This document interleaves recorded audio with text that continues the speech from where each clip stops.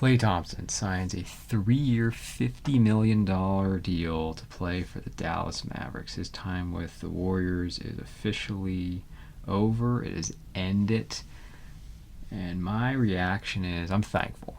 Thankful to have watched him play with the Golden State Warriors and all that he was as a teammate, a 5-time All-Star, 4-time NBA champion, 6 finals appearances, incredible two-way player.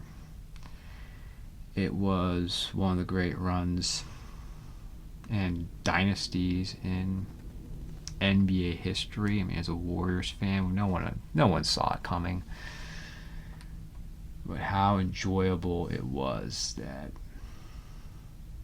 at their peak, they played with joy. At their peak, the Warriors were the most entertaining team in basketball. They changed the game. It was about team basketball. Curry shot the three unlike anyone else. Draymond brought the defense and the intensity. Klay was so cool. And for many of us, Klay was our favorite player. And he had great moments we could point to, whether it was the 37-point quarter he had against the Kings. It could be the game 6 he had against the Thunder in the conference finals. It could be the 60-point game in 3 quarters, setting the all-time 3-point record for a single game against the Bulls.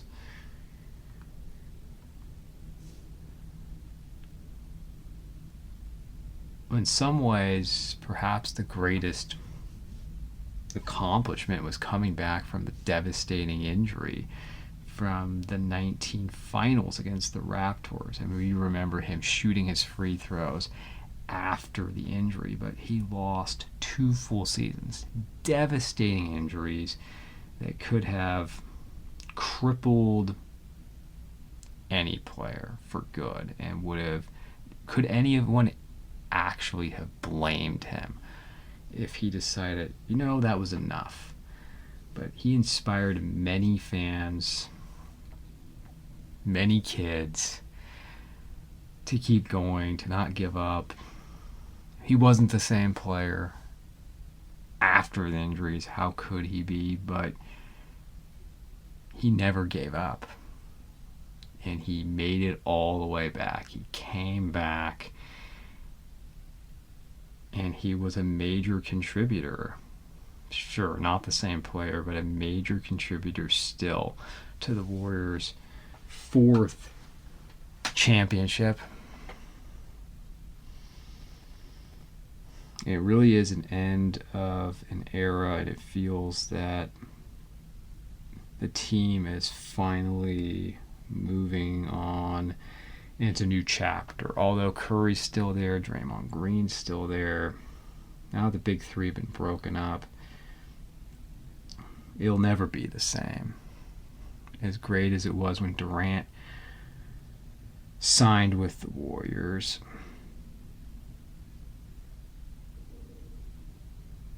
these are our guys. Curry, Thompson, Green. I mean, his number will be retired for the Warriors. He'll most likely have his statue.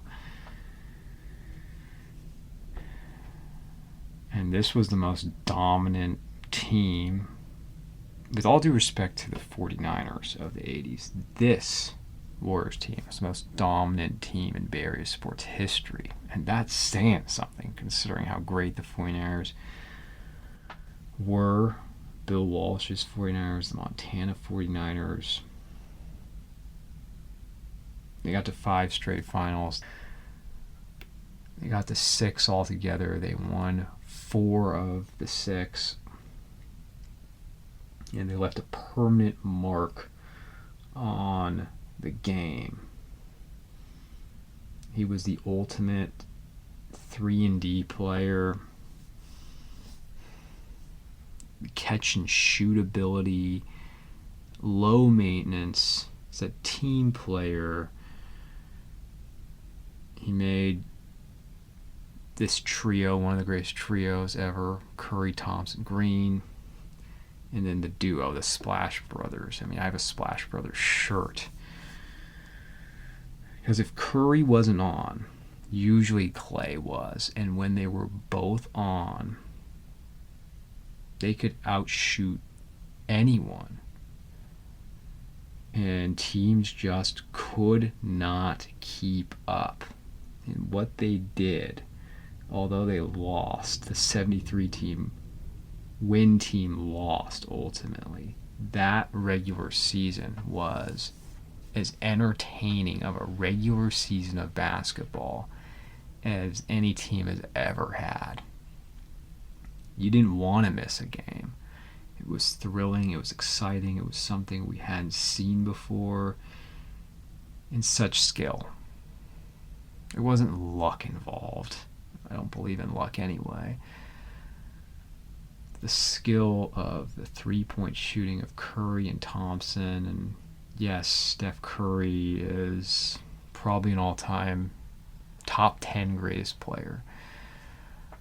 But Klay Thompson made life a lot easier for Curry. Why? Because he took pressure off of him. And if you think of the great players, especially the guards that the Warriors faced on the way to winning titles, Klay Thompson was guarding them. Whether it was Damian Lillard, James Harden, Kyrie Irving. I mean, Klay was such a great defender, and he didn't get enough attention. He didn't get enough credit for being the defensive player he was. I mean, you go back, look at those finals, he would guard LeBron James too. Versatile. And when he got on fire from three, no one was better. I mean, I'm not saying the degree of difficulty was as high as Curry, and that's what really sets him apart, and the range. But if you're just saying hit the open man and allow him to shoot and make the three, as good as it gets. One of the greatest three-point shooters in basketball history, top 5 three-point shooter ever. I mean, I don't even need to look at the percentages. It was something really to be thankful for. I mean, he was, and he struggled. He struggled down the line when his skill level wasn't the same coming back from injuries, but he still had some great moments.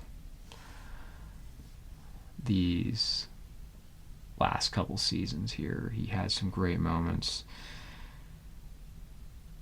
And I'm going to remember the great times and the great teams and the championships and what made the Warriors special, best backcourt in NBA history. You know, coming into this past finals, and talk about the Mavericks in a moment, everyone was talking about Kyrie and Luka being the most talented offensive backcourt in NBA history. Yeah, just from a scoring standpoint, I'll give you that. But when you consider the full package, the ball handling of Curry and the three-point shooting between the two of them, and Klay in his prime pre-injury defense, yeah, Kyrie and Luka are impressive, but they didn't get it done, did they?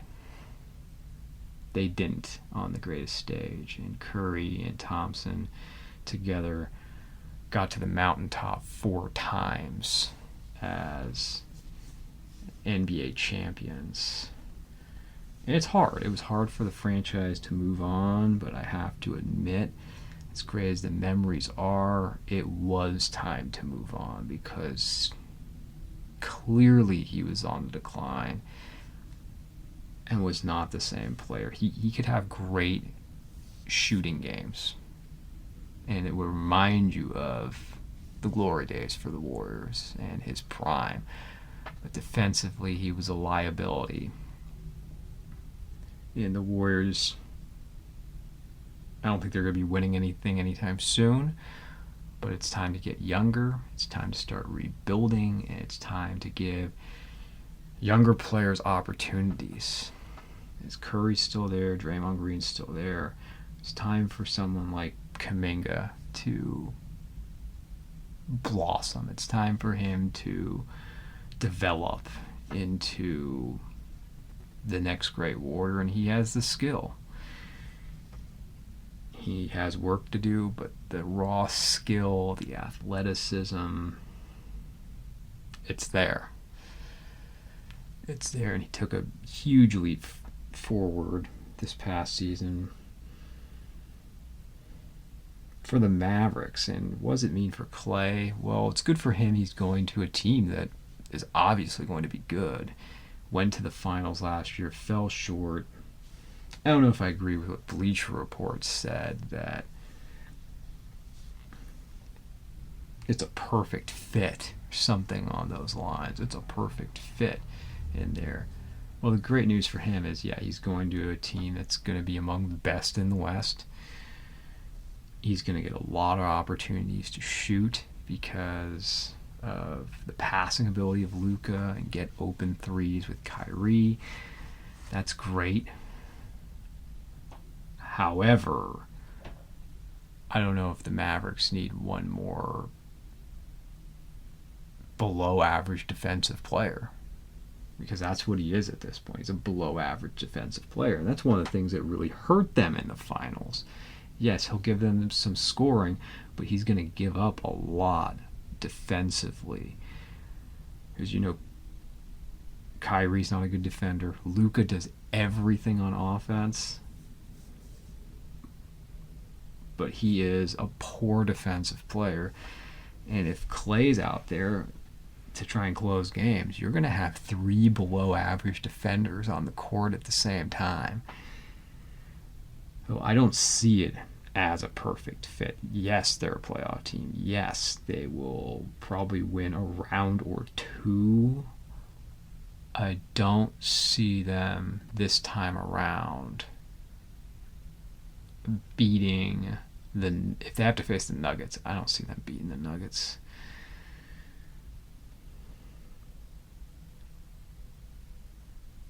And we'll see how good the Timberwolves are. It's going to be very entertaining to see Klay come back and have the fans appreciate him whenever that first matchup is with the Warriors and the Mavericks. You know, he'll be missed, but it was time. It was time, and as hard as it is to see him go,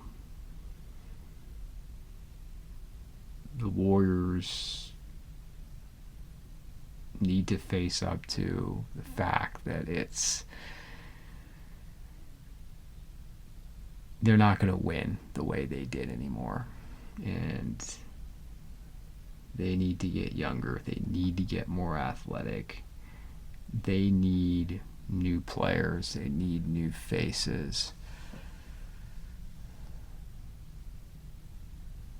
And they need to turn their eye now to the future. And, you know, if I'm just giving my opinion about this, probably the best course for the Warriors would be to actually blow it up. And as much as you'd like Curry to stay, they need to rebuild, because they're not going to start turning things around, because they weren't a playoff team unless they start getting draft picks and go with the young players, because they missed the playoffs last year anyway. They're not in the position to get any big-time free agents that are really going to make a difference. Their young players aren't quite ready. Build around Kuminga, and then acquire the draft picks you need. Trade Curry off,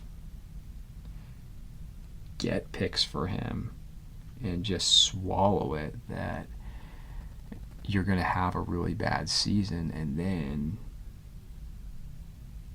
make the most of your high draft picks. That's how you rebuild. You don't rebuild by keeping older players. You don't rebuild by drafting in the middle of the first round. You need the top picks. So that's what I see for the Warriors. Warriors are just going to be a very mediocre team, and if they get in, they'll probably be a play-in team. But we look back fondly and we remember this great championship run,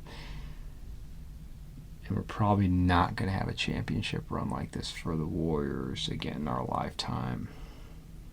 So salute to Klay Thompson, great warrior, one of the greatest warriors to ever suit up.